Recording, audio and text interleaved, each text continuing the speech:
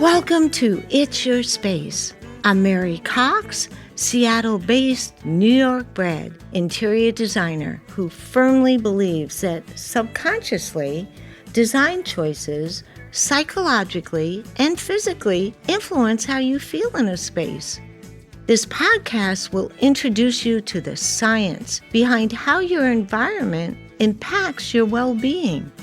I'm often asked what my process is for designing a space. It's easy. I listen.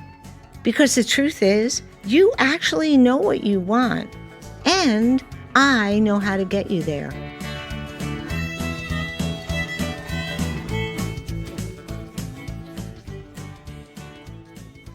Everywhere you look nowadays, clean ingredients are very prevalent.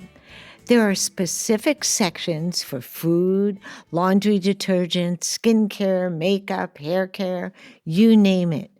People are starting to care a lot more about what food they are ingesting and what chemicals are being used in their beauty routines. There are so many cleaning products and household items that you pay double for to keep harmful chemicals out. But the question I believe we are missing is, what is behind your walls? Isn't it ironic that our homes, which are our sanctuaries for most of us, get so little attention on the impact on our health? I'm a horse person, so over the years, friends have given me some wonderfully unexpected horse-themed gifts. And one of the most memorable was a leather cowboy boot that my friend Heidi actually gave me. And it had been repurposed into a bird's nest. It has an opening cut out with a little perch for the birds to sit on and a wooden roof over the top to keep the rain out. And for years, I have wanted to get rid of it because it's definitely showing its age. And yet, I've never been able to part with it. The reason being that every spring, without fail, a bird returns to make it home for her babies. There's something so instinctive about that.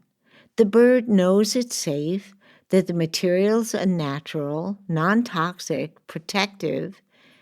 And it made me think, what if we approached our homes the same way? Our guest today is Mae Yuuki, co-owner of EcoNest, and she speaks to this beautifully in the book EcoNest, Creating Sustainable Sanctuaries of Clay, Straw, and Timber. One of my favorite quotes from this wonderful book says, "A bird builds its nest using the materials at hand to create a perfect shelter. It doesn't search far or build beyond what it needs.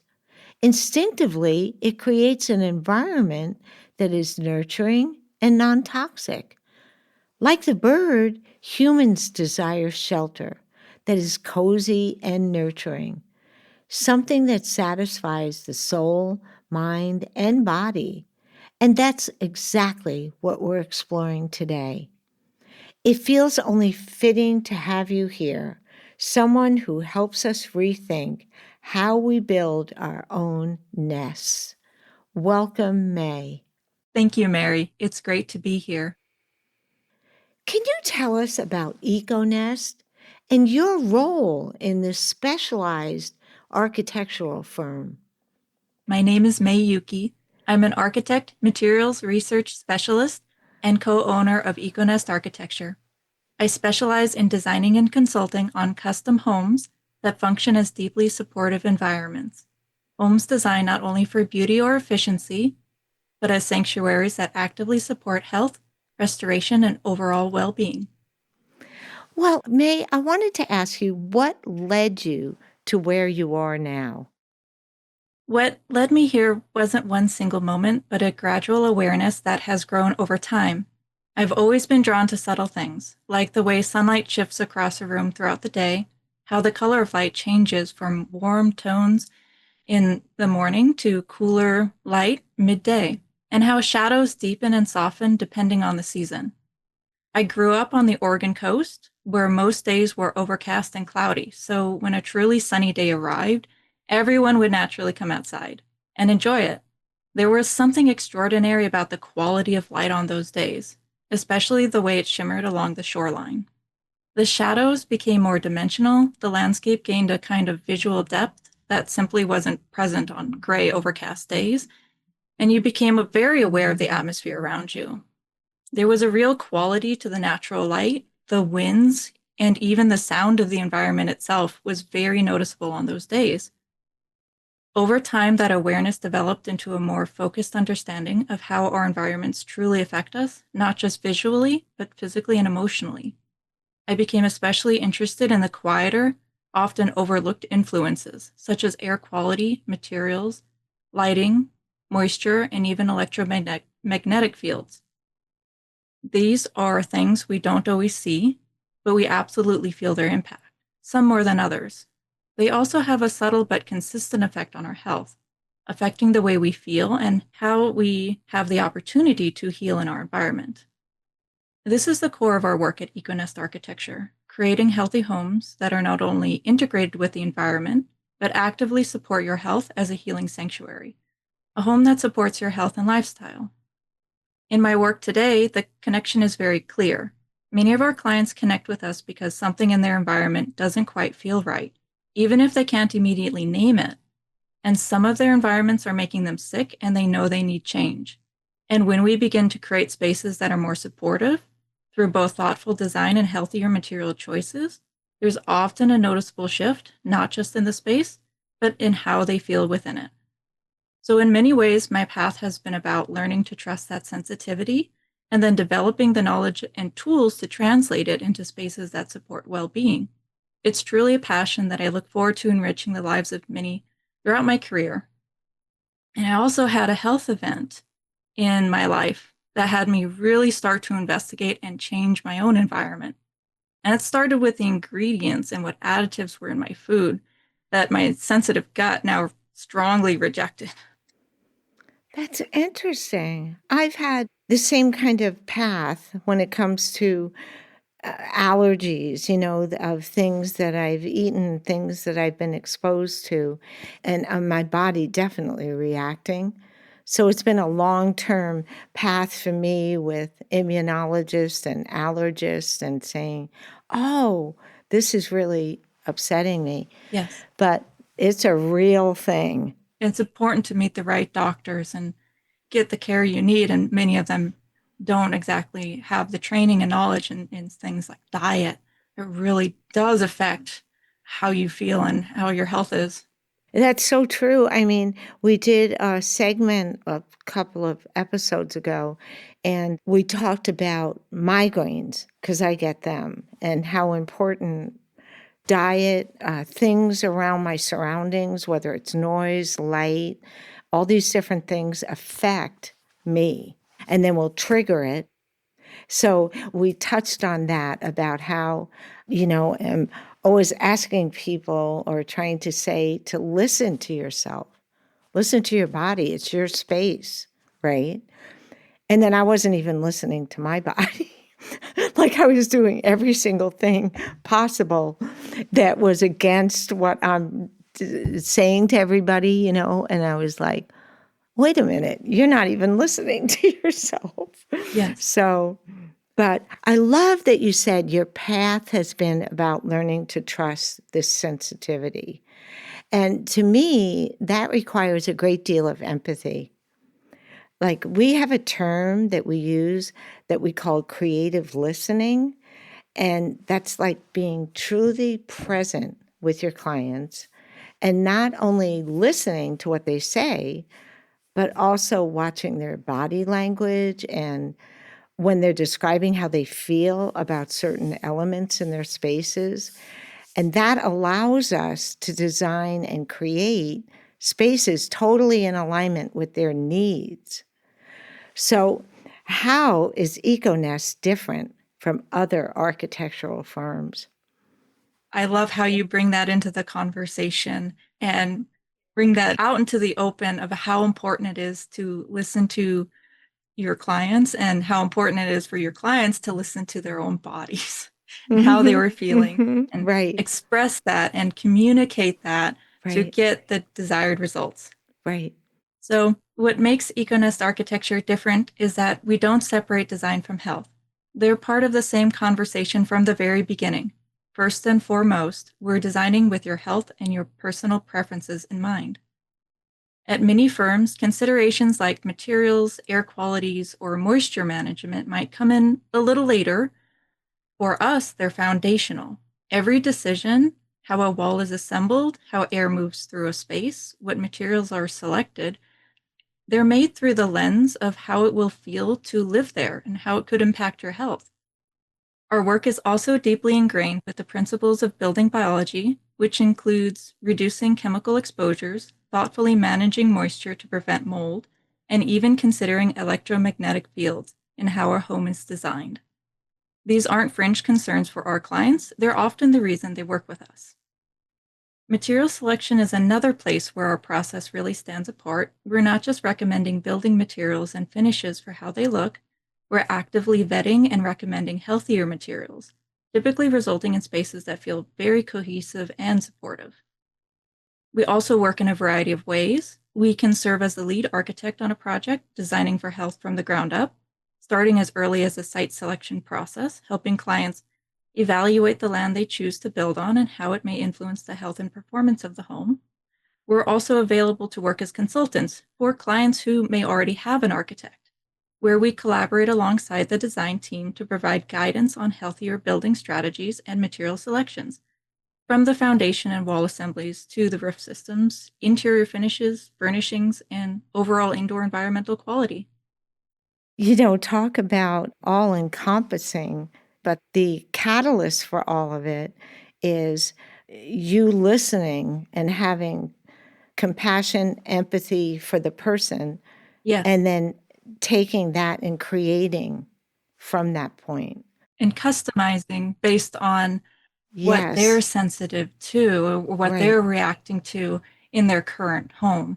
Exactly. Exactly. This episode is sponsored by EcoNest. By now, we talk a lot about how your space shapes the way you feel. But what if that starts even earlier with how your space is designed? That's where EcoNest comes in. EcoNest Architecture is a design and consulting firm specializing in healthy, high-performance homes, designing spaces that are not only beautiful, but thoughtfully crafted to support your health and well-being. If you're thinking about building or reimagining your space, please go to EcoNestArchitecture.com. Well, I'm fascinated with one of EcoNest's books on building homes with clay, straw, and timber. Can you tell us more about building with those materials? That really speaks to the roots of EcoNest's work and how the firm originally began. Early on, EcoNest explored building with very natural materials: clay from the earth, straw from the farm, and timber from the forest, as a way to create a protective and restorative sanctuary. Those healthy materials are about as close to nature as you can get, and they very much parallel with how a bird naturally seeks to build its nest. Similar to how your birds you find come to your nest in your Yeah, boots each yeah. each year. That nests in my boot, the crazy boot I have hanging out there, right? As a comfortable place to live, hence our name, EcoNest. These materials from the earth helped establish a foundational way of thinking around breathability, simplicity, and minimizing synthetic inputs within the building envelope. Clay and straw, however, when you pack the walls in place, is a wet applied approach, which means it requires proper drying time to fully cure. With thick wall assemblies, often in the range of 12 inches or more, it tends to perform best in warm, dry climates. In those environments, it really excels both in performance and in its material expression. Over time, our work has evolved to meet a wider range of climates. Mass walls, such as Faswall, rammed earth, and autoclave aerated concrete, have become part of those expanded selections. These mass wall systems all carry forward the same core principles that originally guided EcoNest toward design and building with nature as the gold standard: vapor openness, durability, and a material honesty. We evolved that way because we've seen really positive responses from clients who've experienced mold sensitivities in the past. That is so encouraging to hear that. And I understand that you are very interested in Japanese culture and integrating its design concepts. What are the Japanese principles that drew you to this? I've always felt a natural pull towards Japanese design, and I think it comes from the same early awareness to subtlety. The idea that a space doesn't need to be loud to be comfortable. The principle that light and shadows with various textures create natural, beautiful environments. In the case of Japanese temples, traditionally meaningful environments. I studied abroad in Japan near my last year of college and experienced that firsthand, and these principles really resonate with me. One of the core principles is called Ma. It's the concept of intentional emptiness or pause. It's not about absence, but about creating space for things to breathe, for light and movement and stillness in a space. In a home, that can translate to more thoughtful layouts, less visual noise, and a kind of quiet clarity that you can actually feel when you walk in. Another one is a balanced sense of wabi-sabi, the appreciation of imperfection and beauty of natural aging, paired, though, with an underlying sense of proportion and refinement that makes it feel intentionally beautiful rather than merely rustic. There's something incredibly grounding about materials that are allowed to be what they are: real wood that will patina over time, natural plaster with subtle variation and hand-applied textures, and surfaces that quietly record time rather than resist it. And one more principle is a sincere respect for nature and the seamless connection between indoors and outdoors. Rather than separating the two, traditional Japanese design blurs that boundary through views, materials, and transitions, so that nature becomes a part of your everyday experience. That connection has a very real, calming, and regulating effect on the body. And it's really wonderful to integrate them into designs. That's lovely. You know, May, you had shared with me your artistic background, and do you think that influenced you in your journey? Yes, I think my artistic background is foundational to how I see and practice architecture today. In art, you're asking, how does this feel? What is it communicating beyond the obvious? Though not famous, my Uncle Francis painted beautiful landscape murals on large hand saws, That's so cool. the actual metal itself, including scenes of forests and forest animals. And my Uncle Leonard was a stained glass artist. So I believe there's a good part of creativity I have may run in the family. Right.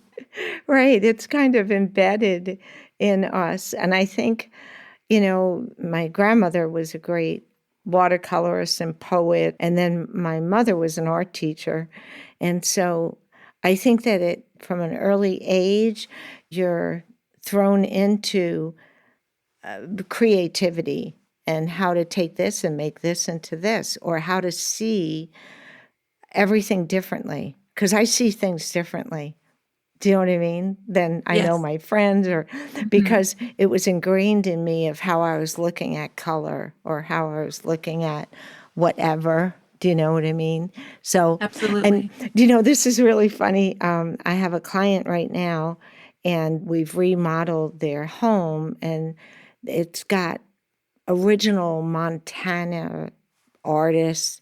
It's great. It's on 11 acres, beautiful. Okay. And I thought of you and Uncle Francis. She has over one of their 30-foot ceilings in the kitchen, and then over the entryway, she has a beautiful hand-painted saw with a whole mountain scene. I'll take a picture of it for you. Wonderful. Yeah, it's really cool. It reminded me of you, though. So now I know that you mentioned that you were currently doing that job in Aspen, and you just mentioned working with Foswall, creating natural mass wall systems and mold-proof healthy materials, cement fiber, and wood chips. And I just wondered, like, if you wanted to talk a little bit more how that project you're working on now has been a new learning curve or what you've discovered in doing that. I'll start off saying that there's a quiet integrity to it. You can feel that the materials are working with the house, not against it. Right after that, that decision begins to shape the home. It's not just a technical choice, it's spatial and experiential. These walls are substantial, so the window depth becomes deeper, light feels more intentional, and spaces take on a sense of protective shelter. It creates opportunities for deep reveals, sculptural moments, and a sense of solidity that you really feel when you're inside the space. It's a very nurturing feeling in the home. There's also a noticeable improvement in acoustics with the mass and composition of the wall, helping to soften and quiet the sometimes bustling outdoor environment. As we know, the outdoors aren't always as quiet as we Right. imagine them to Right. be. Exactly. And another thing I thought about, when I was talking to Don Ruggles, I said it was interesting when I looked up your projects. I realized you did a lot in New Mexico and Colorado. And I said to Don, I wonder what the people in Colorado or New Mexico, maybe because it's drier or something, that gravitated to having that many clients that you're doing homes in those states. Yes, there's a real connection between a lower ambient humidity in the air and Okay. less vegetation. So there's Mm-hmm. lower allergens Mm-hmm. in the air automatically. Many with sensitivities do well in those warmer, drier environments. Oh, so it's usually the client that is in the environment that then reaches out to you. Does that make sense? Because they've already moved or relocated or been to an environment that would help them with their challenges. Yes. And do you find this project you're doing in Colorado now that the simplicity of the wall system was part of your journey on that? Yes. It's very powerful in its simplicity. Rather than relying on multiple layers of synthetic, Right. different layers in the wall assemblies, in which each layer has multiple joints and connections where a failure in the material could occur, we're able to form a wall with a solid, breathable block that, when paired with natural plasters, inherently manages moisture and creates a more calm and stable environment. And there's a quiet integrity to it that you can feel that the materials are working with the house and not against it. That's great. Now, you were telling me also about a webinar that was put on by the Mohawk Group and with Dr. Richard Taylor about fractal findings. It was a new thing Mohawk had put out, but what is that? It's a really fascinating area of research, and it really connects to how we think about materials and spatial experiences as well. So there was this webinar put on by the Mohawk Group featuring Dr. Richard Taylor, a physicist known for his work in fractal geometry and human perception. And his research explores how fractal patterns, those repeating similar patterns found throughout nature, such as branching trees or coastlines or river systems, they're not just aesthetically compelling, but they can actually be measured in their effect on the human nervous system. That's so crazy. I know that Don Ruggles, when we had him on, talked about human perception, how we see from the time we're babies. And he has a 9 square theory, of how we break things down Mhm. by seeing two eyes, your mother, your whoever is taking care of you from birth, your brain is already seeking that out. So I feel like this is the same thing with nature, correct? Absolutely. When we're exposed to those patterns and balanced proportions, there's an evidence that the body can shift into a more regulated, lower stress physiological state. And that research is being turned into Mohawk's fractal findings work in flooring design and actually the design of carpeting itself. And that you were saying how it expanded how you think about design through the lens of like biophilia, correct? Yes, I've been deepening my exploration into biophilia as a core design principle. The idea that humans have an innate affinity for nature. It goes beyond simply bringing plants indoors. It's about understanding how natural systems, patterns, materials, and light all influence our sense of regulation, ease, and well being.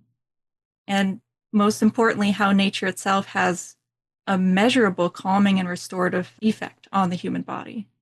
I was just listening to something the other day, because AI is in our face, whether we like it or we don't. And I've listened to so many discussions about not having the connection to nature. It just keeps coming up over and over again, every single thing that I am listening to. Does that ever come into your head about AI and taking us away from nature dictating how we're going to feel? There's definitely a place in our world for technology, but it needs to be not the core focus of our lives. There's something that I think was coined by the Japanese, even, which is a forest bathing, which is actually choosing a time to go outside, to immerse yourself in nature and heal from it and get that experience of it and recover from the daily stresses that come from living, come from life, Come from come life. from the things around you that are hard to avoid, inside or out of the home. Electronics are one of those things that they do emit frequencies. They do have an invisible stress on our body, and getting out there in nature can help recover from that. It's funny because I have been somebody my whole life that I'm a walker. So I try and get in 3 to 5 miles a day, rain, shine, snow, you name it. Because then I'm out in nature and I have a beautiful walk that gives me the Cascades on one side, and the other side, I have the Olympics. So whichever direction I'm going, there are bears. I've met cougars. No, cougars, no. The cougars Oh, I've seen, but thank goodness. careful out there. Yes, but the bears have actually followed me, a bear and a cub. And we have coyotes and bobcat, and they're just part of the experience. I try very hard to be like not freaked out, but the bear kind of freaked me out a little bit. Definitely. I know. But when you just brought up about electromagnetic sensitivities, what can you tell our listeners, okay, about any practical solutions that they could implement now without remodeling their homes? This is something that is really starting to gain ground over time. Many of our clients experience some level of electromagnetic sensitivity. The first thing I emphasize is that you don't have to overhaul your entire home to start making meaningful and helpful improvements. This is a topic that can be somewhat controversial, and there's often initial skepticism, but there are also very practical, accessible steps that can noticeably reduce overall exposure and create a more supportive environment. One of the most impactful shifts we recommend is focusing on your sleeping environment. Our bodies do a tremendous amount of repair and regulation while we sleep, so this becomes a really important place to start. In addition to choosing things such as natural textiles rather than synthetic, Considering a natural mattress and reducing visual clutter and ambient noise, one simple step is to turn off your Wi-Fi signal at night. This can create a more intentional sleeping space, one that is lower in overall environmental stimulation. The electromagnetic exposure can be especially supportive for many people when it's turned off. The analogy I relate to is sleeping with Wi-Fi on is a little bit like sleeping on with a light on in your room. For most of us, that would feel disruptive to our rest. And just as we instinctively turn off the lights to allow our bodies to recover, it raises a simple question: why leave on another constant signal during the same restorative window? I often suggest trying it as an experiment for a few nights without overthinking it and simply noticing how you feel in the mornings. For some people, that small shift alone can create a noticeable difference, waking up feeling a little more rested with one less layer of environmental noise in your background. I'm in. But I love that quiet and that, I'm fortunate enough to live in a home that is dead quiet on the acreage, Wonderful. But this is funny. I thought of you, Mae. I was out on one of my walks, beautiful little country roads with horses and whatnot. And somebody had called me, so I sat down on this structure, right? It's like an electrical box that is out there. But I sat down on that for a little bit and, tied my shoelaces and whatever. And then I got up and I started laughing and I thought of you. It says on the box, high voltage, all these warning signs. And then the little picture of the high voltage has a guy in it that's getting fried.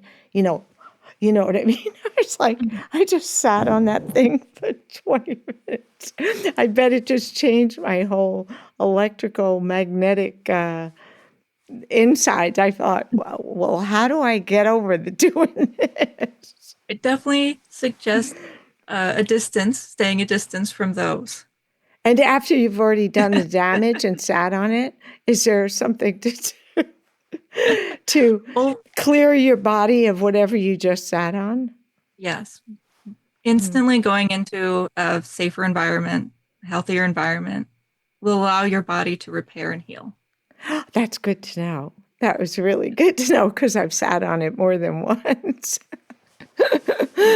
Anyway, well, Mae, I could go on and talk to you all day long. You're absolutely fascinating. I love your passion. I love all that you've shared with us. And you've just been an incredible inspiration to all of us with even the small changes that we can make to better ourselves and our spaces. So thank you so much for joining us today. Thank you so much, Mary. It has truly been an honor and a pleasure getting to know you and your team. And I'm grateful for the opportunity to share in this conversation. And thank you, everyone, for listening and for your time and attention. Thanks so much. Thank you. Bye-bye.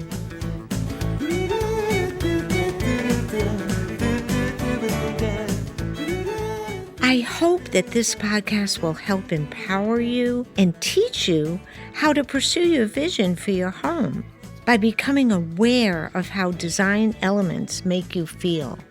We have many creative and inspiring guests joining us in future podcasts, sharing their knowledge and experiences with holistic design.